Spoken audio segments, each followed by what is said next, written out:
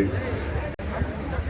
میں وامن وادی کے تمام ذمہ داروں سے، بزرگوں سے، میرے نوجوان ساتھیوں سے، میری عزت دار ماں اور بہنوں سے اس بات کا وعدہ کر رہا ہوں کہ اسد الدین اویسی پہلی مرتبہ وامن وادی کو آیا ہے، یہ آخری مرتبہ نہیں ہوگا.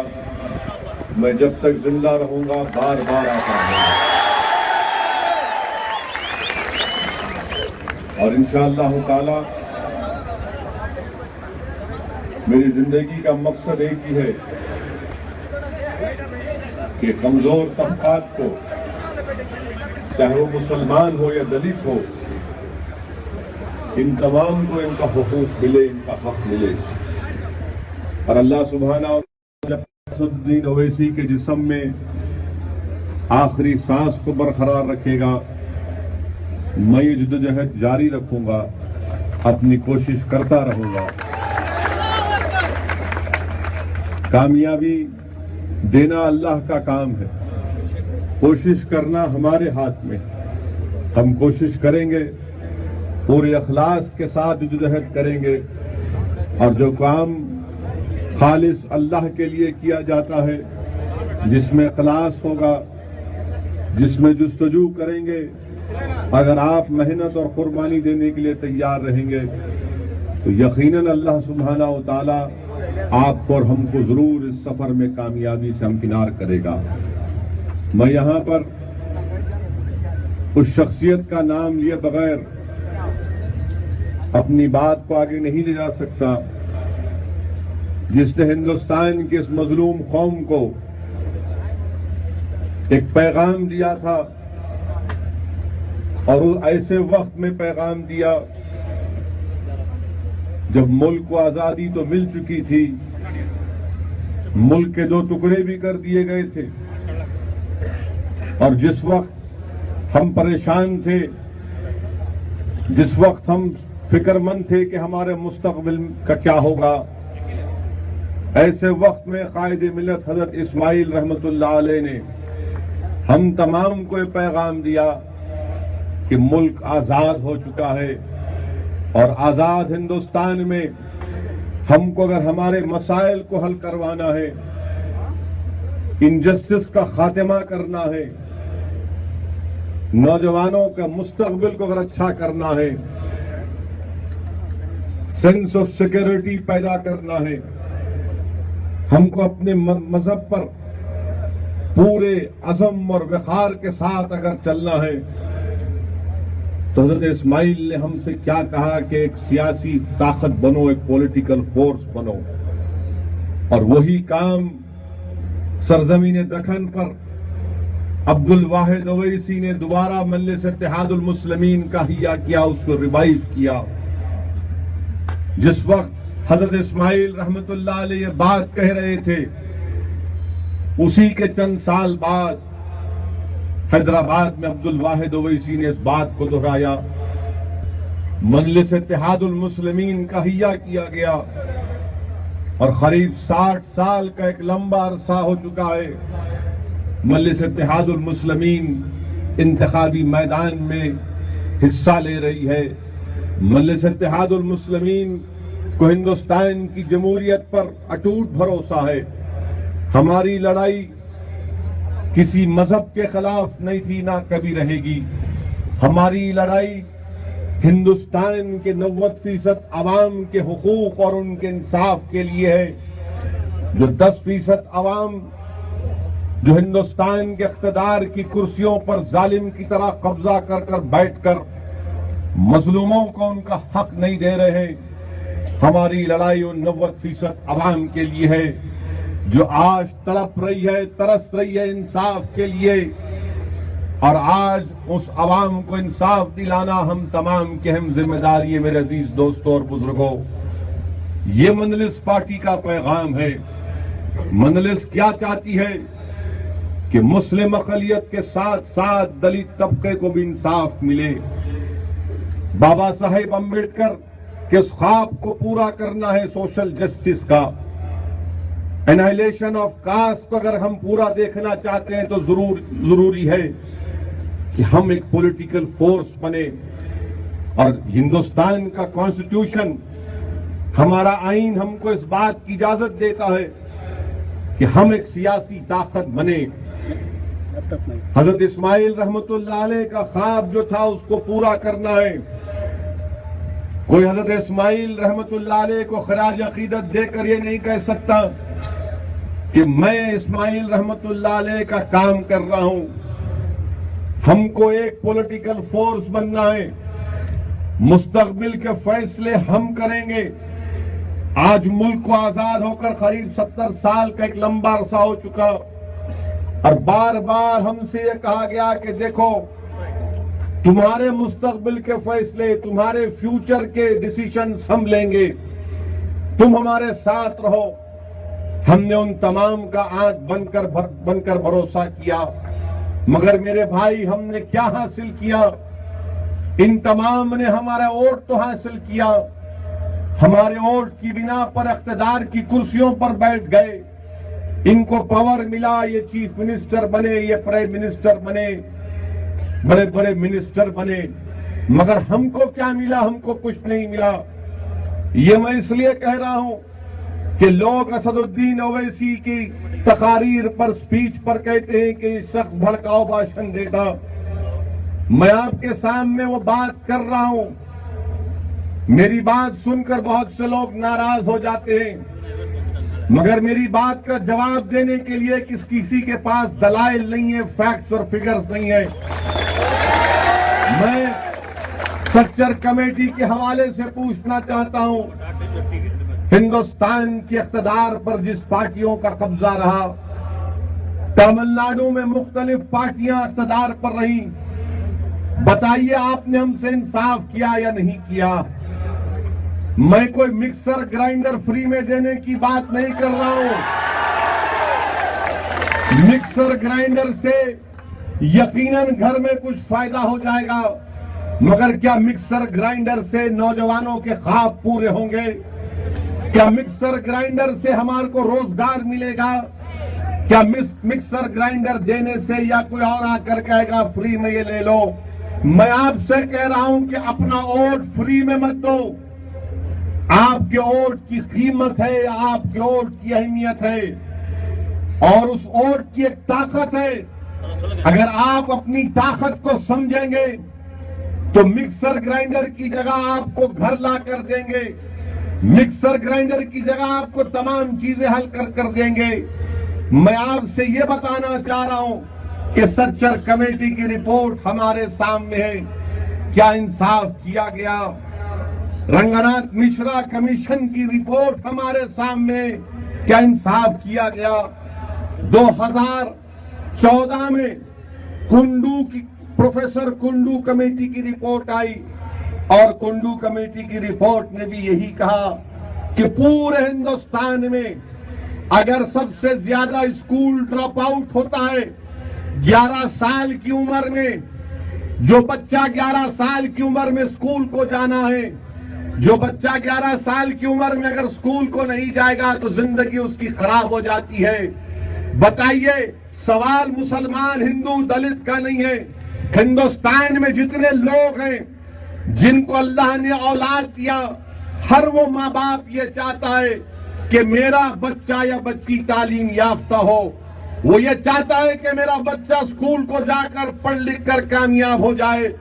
مگر کنڈو کمیٹی کی رپورٹ کہتی ہے میرے عزیز دوستوں اور بزرگوں کہ 11 سال کی عمر میں مسلمان اور دلت کے بچے اسکول کو چھوڑنے پر مجبور ہو جاتے ہیں۔ اور کیوں چھوڑنے پر مجبور ہو جاتے ہیں؟ ان کے پاس پیسے نہیں ہیں اپنے بچوں کو اسکول بھیجانے کے لیے۔ بتاؤ، یہ سیکولرزم کی کامیابی ہے یا کمیونزم کی کامیابی ہے؟ اسد الدین اویسی کی بات پر تم کو بڑی ناراضگی ہوتی ہے، بہت غصہ آتا ہے کہ ایک شخص داڑھی اور سر پہ ٹوپی پہن کر اس طرح کی بات کرتا ہے۔ میں تمہارے سامنے کنڈو کمیٹی کی رپورٹ کا حوالہ دے رہا ہوں، میں چیلنج کر رہا ہوں کہ میری اس بات کو تم غلط ثابت کرو۔ اور ہم کیا دیکھتے ہیں کہ تمل ناڈو نہیں، وامن باڑی نہیں، کیرلا نہیں، بلکہ پورے ہندوستان میں جہاں مسلمانوں کی دلتوں کی بستی ہے وہاں پر سکول نہیں ملے گا، وہاں پر دواخانہ نہیں ملے گا، وہاں پر پولیس اسٹیشن ضرور ملے گا۔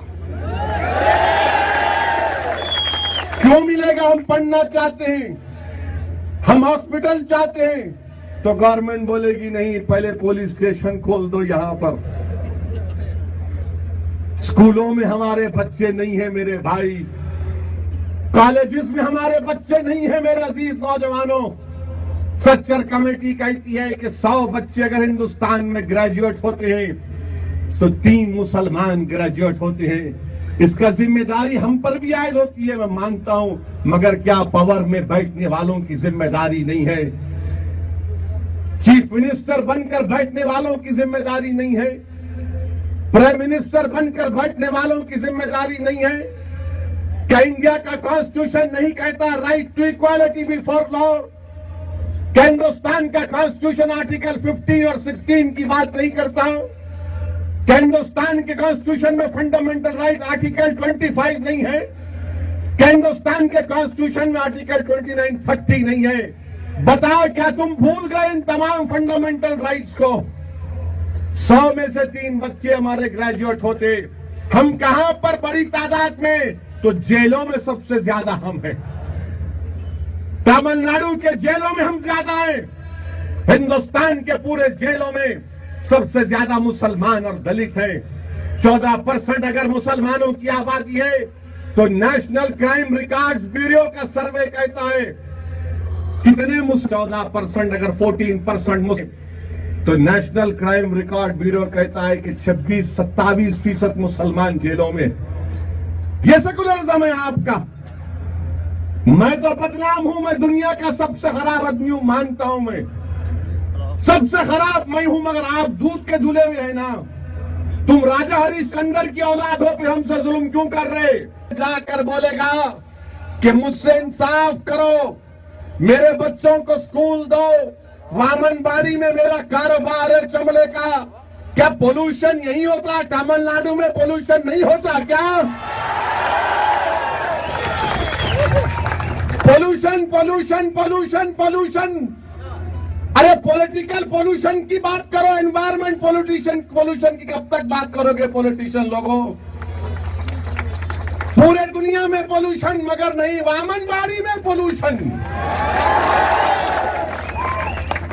ہم چمڑا بناتے یہاں پر، اپنی چمڑی کو گھس کے چمڑے کو صاف کرتے تاکہ دنیا کپڑا پہن سکے، کیونکہ ہم کاروبار میں اچھے ہیں۔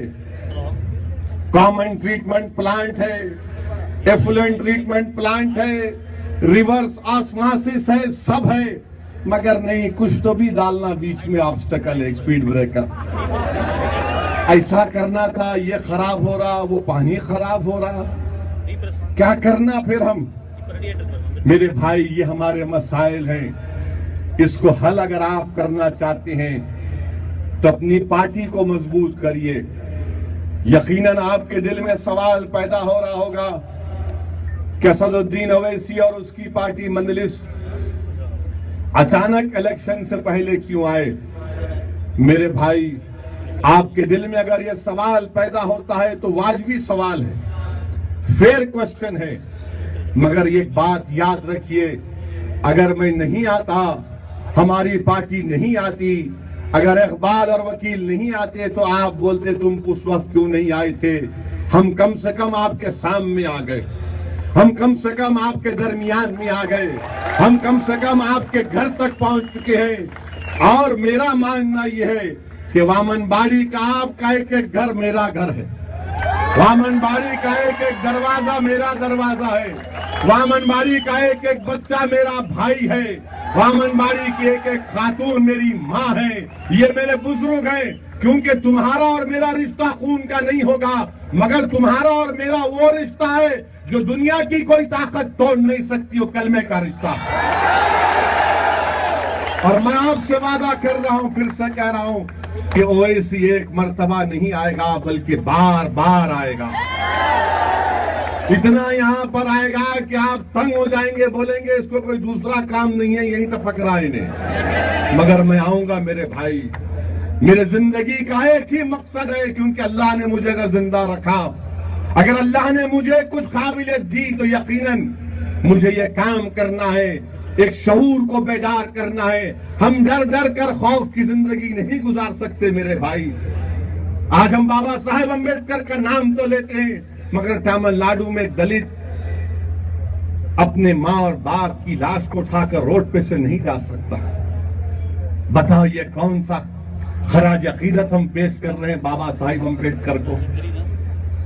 جو لوگ بابا صاحب امبیڈکر کا نام لیتے، پوچھو ان دلتوں سے، ہمارے بھائیوں سے، جو اپنے لوگ جو دنیا سے چلے جاتے ہیں ان کے لاش کو لے کر روڈ پہ سے نہیں جاتے۔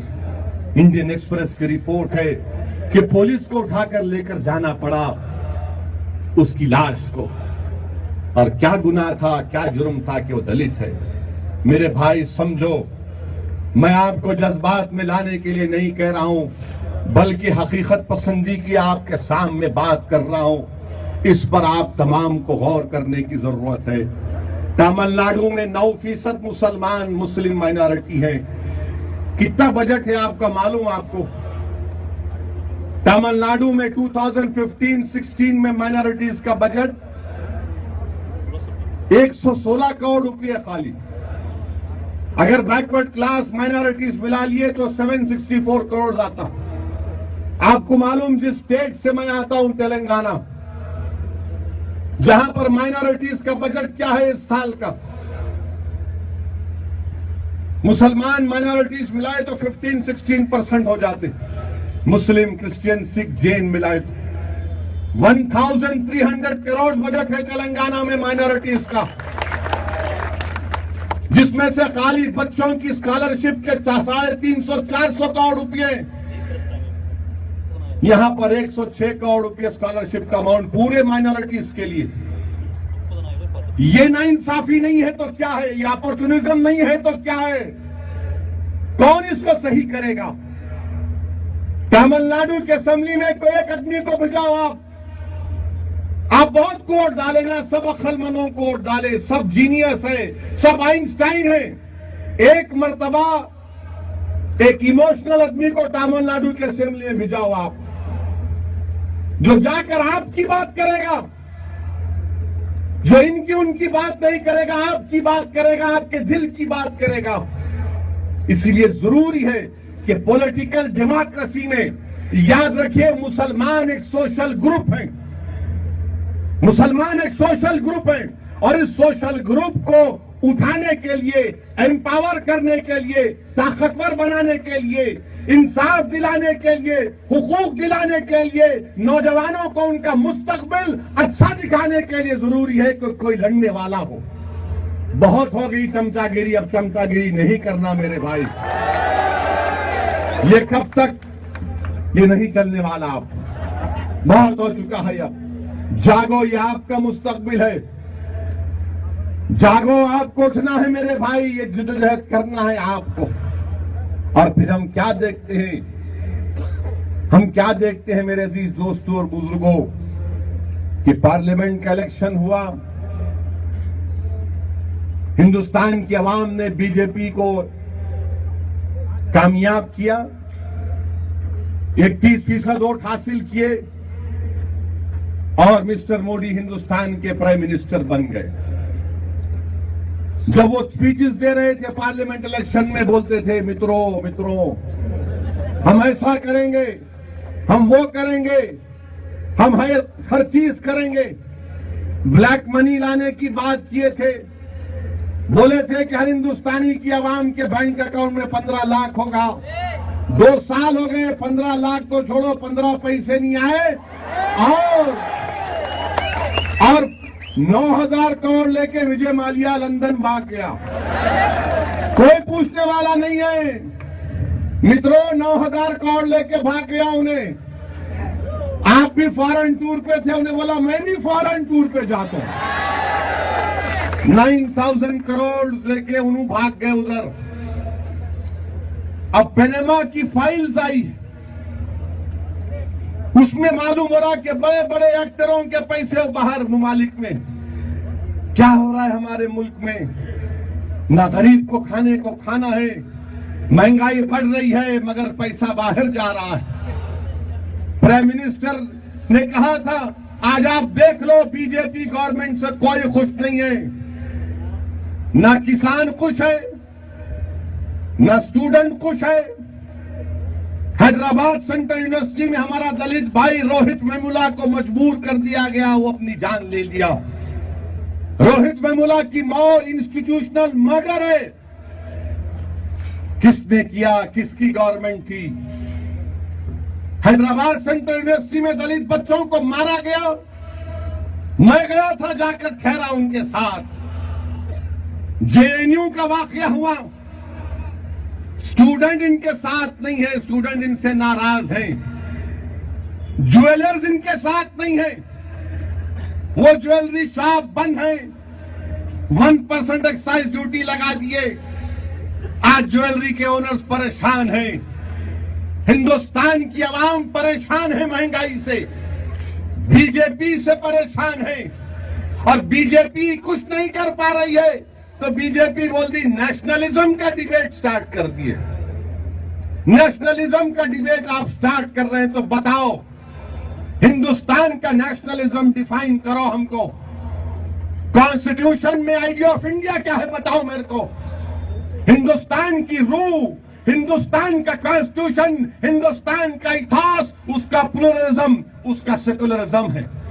और सुप्रीम कोर्ट ने कह दिया कि हिंदुस्तान का secularism basic structure of the constitution है, इस पर कोई कॉम्प्रोमाइज नहीं किया जा सकता। आज असदुद्दीन ओवैसी को गाली देते हैं, बुरा भला कहते हैं, ठीक है बोलो आप, मेरे को परवाह नहीं है। मैं तुम्हारे बातें सुन सुनकर खुश होता हूं। तुम जितनी गालियां देंगे मेरे को और खुशी होती। और गाली दो, जो बोलना है बोलो आप, मगर हमको ये बताओ दादरी में क्या हुआ। दादरी दिल्ली कैपिटल से 35 किलोमीटर दूर। दादरी में अखलाक को सिर्फ गोश्त, शक की बुनियाद पर कि इसके पास बीफ का मीट है, काऊ का मीट है, वहां पर लोग मार दिए। मैं गया था दादरी को, अखलाक की मां से मेरी मुलाकात हुई, वो ज़ईफ मां।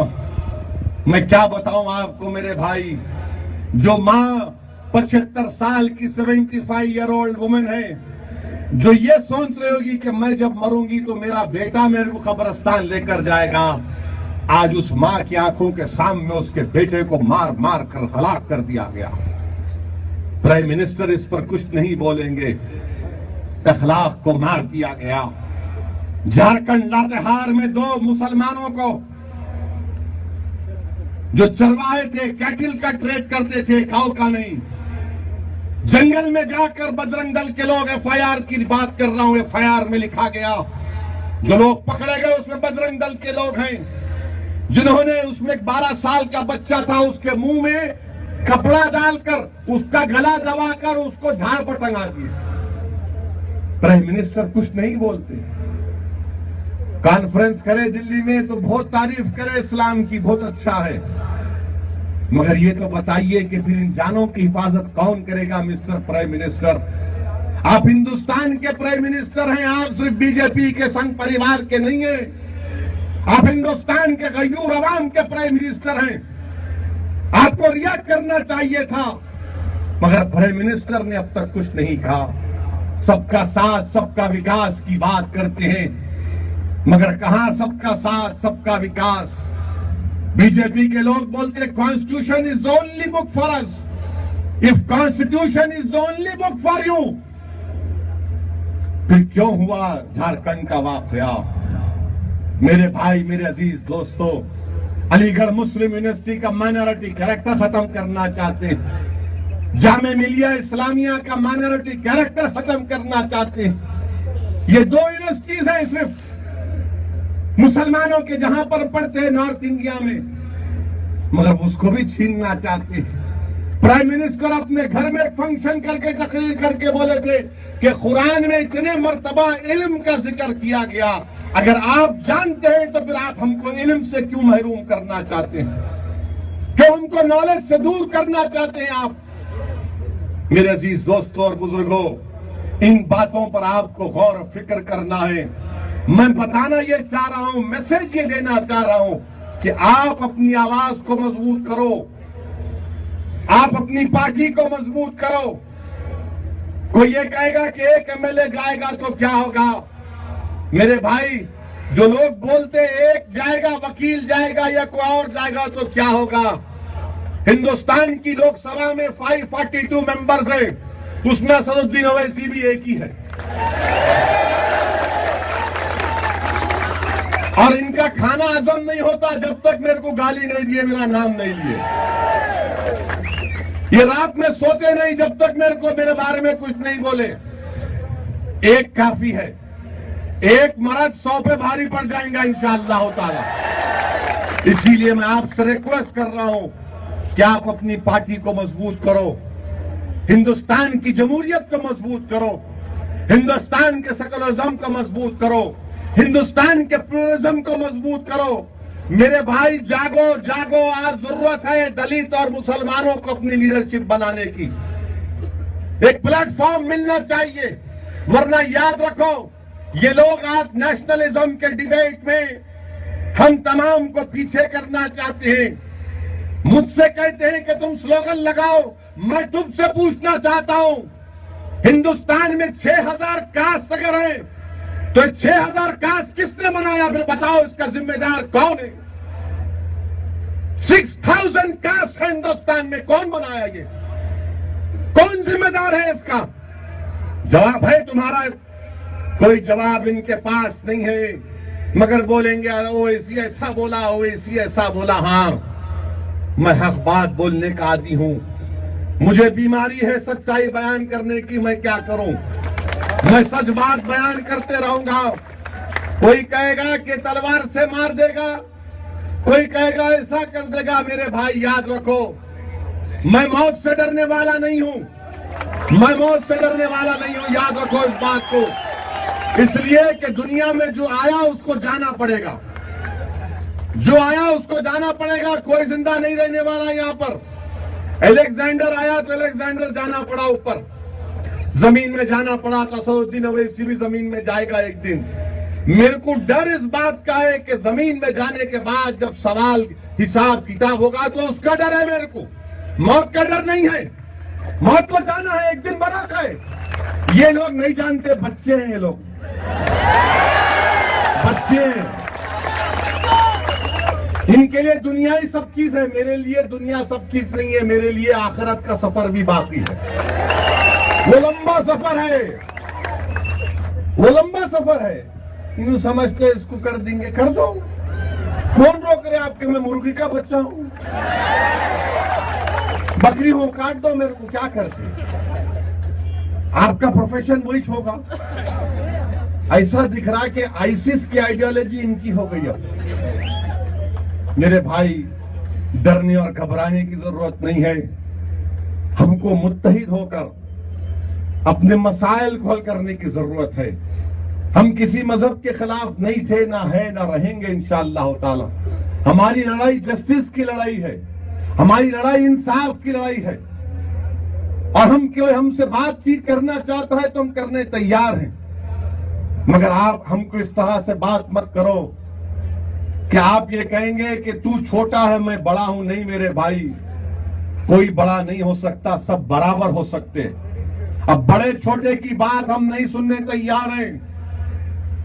70 سال ہو چکے ہیں یہی کہہ کر، یہ غلامی کی شراب پلا پلا کر ہم کو کمزور کر دیا گیا کہ ہم بڑے ہیں تم چھوٹے ہو، ہمارے ساتھ آؤ۔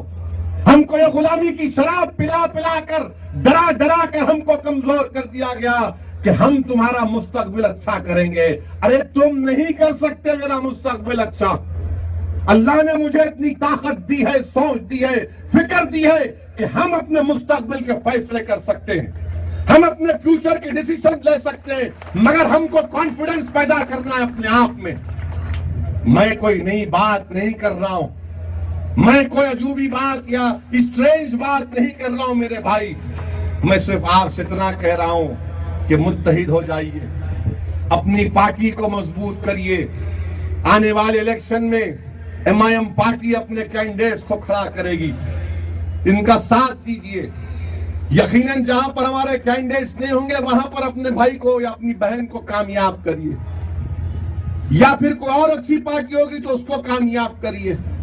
میں یہ آپ کے سامنے اوپنلی کہہ رہا ہوں، مگر میں آپ سے یہ بھی کہہ رہا ہوں، ریکویسٹ کر رہا ہوں، التجا کر رہا ہوں کہ ایک موقع ہم کو بھی دیجیے، آپ اپنی پارٹی کو بھی کامیاب کریے۔ آپ کب تک آپ یہ کانگریس، یہ دونوں ڈریویڈین پارٹیز کا آپ نے ساتھ دیا، کانگریس کا ساتھ دیا، بتائیے کیا حاصل ہوا ہم کو؟ کانگریس پارٹی سیکولرزم، نیشنلزم کی بات کرتی اور مہاراشٹرا کے اسمبلی میں ہمارے ایم ایل اے کو سسپینڈ کراتی ہے۔ ان کا سافٹ ہندوتوا، ان کا ہارڈ ہندوتوا، یہ سافٹ اور ہارڈ میں ہم پریشان ہو جا رہے ہیں۔ We are caught between the rock بولتے نا، وہ حال ہمارا ہو چکا ہے۔ یہ لوگ ہم کو ہاسٹیج بنا کر رکھنا چاہتے ہیں کہ نہیں تمہارا اگر اچھا ہوگا تو ہم کر سکتے۔ جب بابری مسجد کے تالے کھولے گئے کون تھے؟ جب بابری مسجد کو شہید کیا گیا کون تھے پاور میں؟ کتنی باتیں میں آپ کے سامنے بیان کروں۔ میرے بھائی لوگ بولتے ہیں پیسفل ہے، یقیناً پیسفل ہے، مگر یاد رکھو وہ پیس نہیں ہو سکتا جب نوجوانوں کو، مسلمان دلت کو ان کے رائٹس نہیں مل سکتے، وہ پیس نہیں ہو سکتا۔ پیس کب ہوگا؟ جب دلت اور مسلم کو ان کا رائٹس ملیں گے۔ کون سے رائٹس؟ جو کانسٹیٹیوشن آف انڈیا نے ہم کو دیا۔ یہ لوگ نہیں دیے، بابا صاحب امبیڈکر نے ہم کو دیا۔ یہ لوگ کیا دینے تھے؟ ان کے پاس دینے کو کچھ نہیں ہے، خالی کھانے کو ہونا ہے ان کو، ہے سو بھی چھین لینا چاہتے۔ میرے عزیز دوستوں اور بزرگوں، میرے نوجوان ساتھیوں، یہی چند اہم باتیں مجھے آپ تک پہنچانا تھا۔